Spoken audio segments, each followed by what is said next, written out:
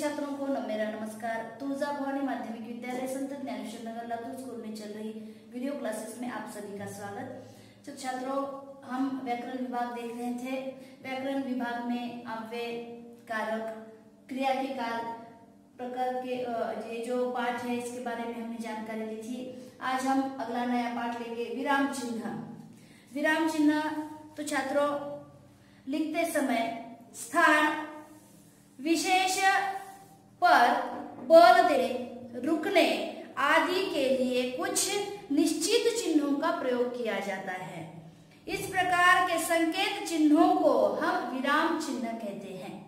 तो विराम चिन्ह आप अगर किताब पढ़ रहे हैं, आपका पाठ पढ़ रहे हैं, तो पाठों में, किताबों में जो लिखते समय हम हमारे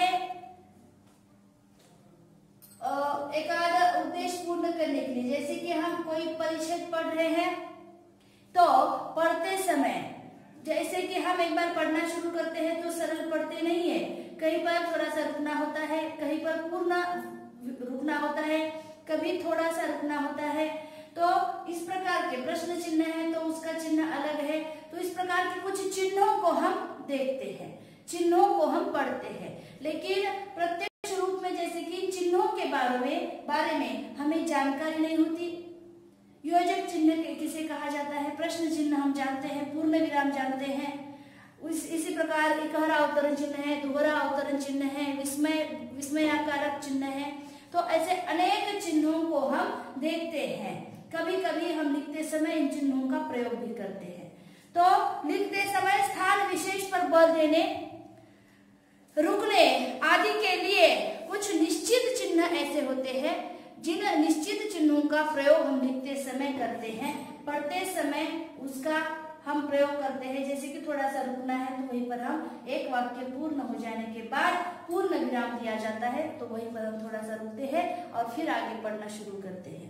अल्प विराम है कि थोड़ी देर रुकना है, अर्ध विराम है, उसके बाद प्रश्न सूचक है, योजक चिन्ह है और विस्मय सूचक चिन्ह है।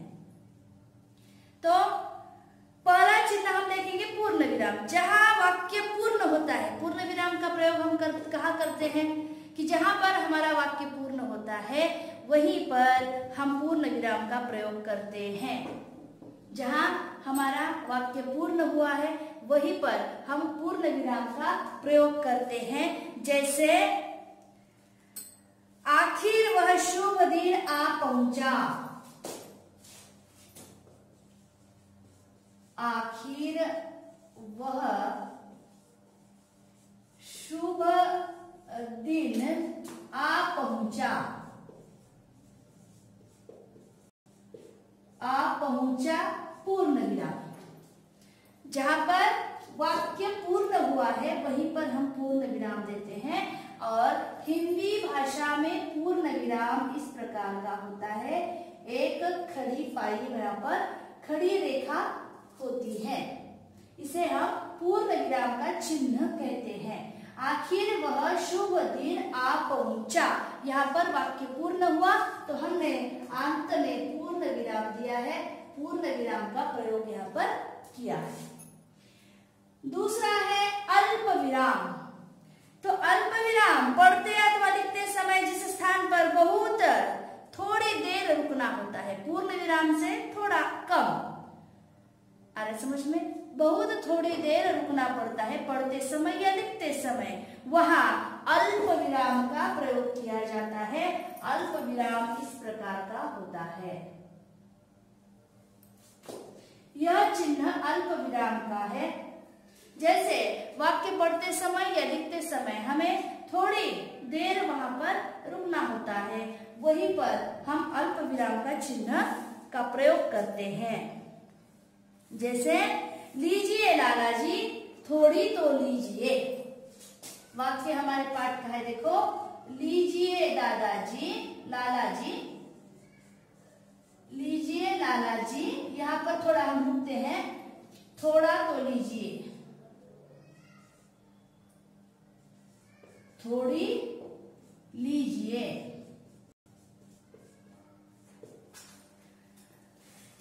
लीजिए लाला जी, यहाँ पर हम थोड़ा रुक जाते लीजिए लाला जी पूर्ण रूप नहीं रुकते नहीं है, जहां पर वाक्य पूर्ण होता है तो पूर्ण रुकते हैं और वहां पर पूर्ण विराम का प्रयोग करते हैं।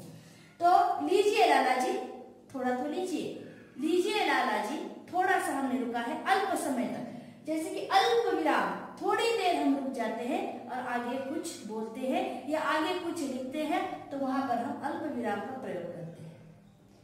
तीसरा है अर्ध विराम, जहां अल्प विराम से कुछ अधिक देर रुकना होता है। पढ़ते समय या लिखते समय अल्प विराम से थोड़ा ज्यादा रुकना होता है, थोड़ा अधिक रुकना है तो हम अर्ध विराम का प्रयोग करते हैं। अल्प विराम से थोड़ा अधिक रुकना है, अधिक समय के लिए रुकना है तो उसे हम वहां पर अर्ध विराम का प्रयोग करते हैं। जैसे हिंदी साहित्य के विकास, यहां पर रुका है, हिंदी साहित्य के विकास उन्नति में डायरी का भी योगदान है। हिंदी साहित्य का विकास यहाँ पर अल्प विराम से थोड़ा ज्यादा रुका गया है और अल्प विराम से ज्यादा अधिक देर हम जहां पर रुकते हैं वहां अर्ध विराम का प्रयोग करते हैं। अगला वाक्य, एक वाक्य और लेंगे हम कि तुम्हें पैसों की जरूरत होगी, तुम्हें पैसों की जरूरत होगी मगर मैं जानता हूं पैसे नहीं मांगेगी, मगर मैं जानता हूं कि यह पैसे नहीं मांगेगी या तुम पैसे नहीं मांगोगी, इस प्रकार का वाक्य आएगा। अगला प्रकार है प्रश्न सूचक। ये तो आप चिन्ह जानते हैं कि प्रश्न सूचक यह प्रश्न का बोध कराता है। प्रश्न सूचक चिन्ह प्रश्न का बोध कराता है।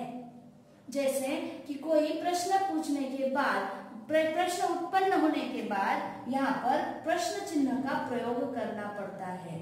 जैसे तुम कहाँ जा रहे हो, तुम कहाँ से आए हो, यहाँ पर प्रश्न सूचक का चिन्ह का प्रयोग यहाँ पर किया जाता है।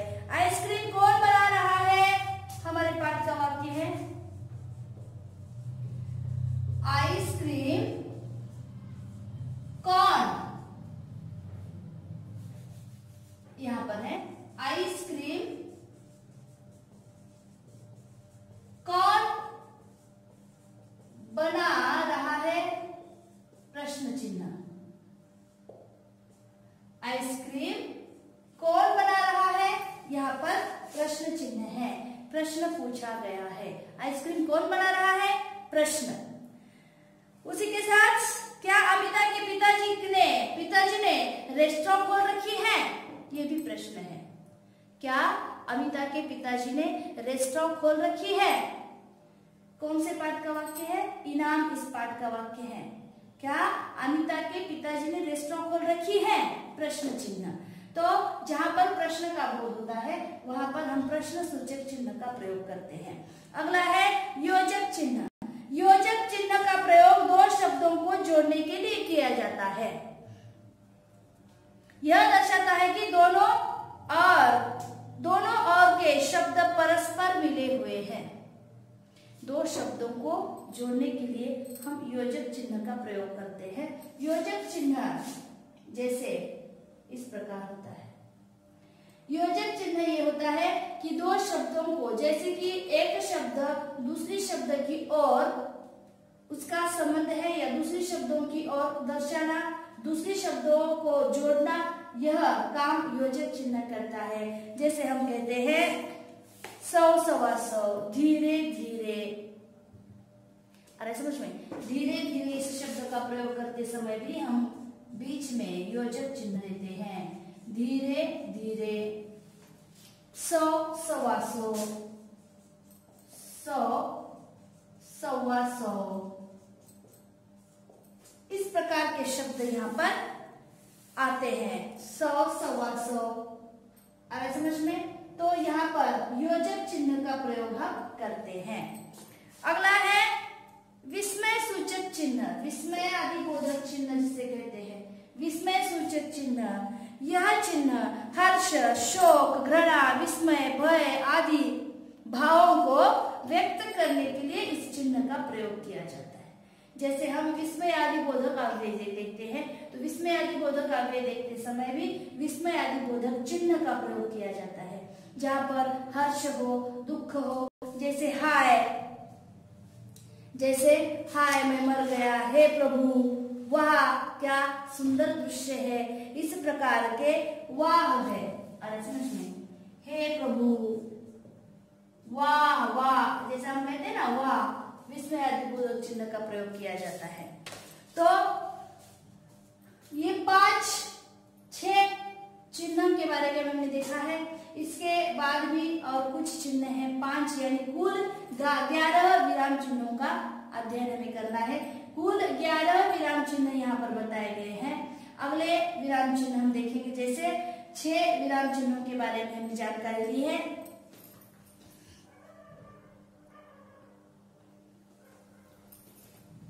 यहाँ पर ये 6 विराम चिन्ह दिए गए हैं। इसके आगे भी विराम चिन्ह है, जैसे एकहरा अवतरण चिन्ह है, दोहरा अवतरण चिन्ह है।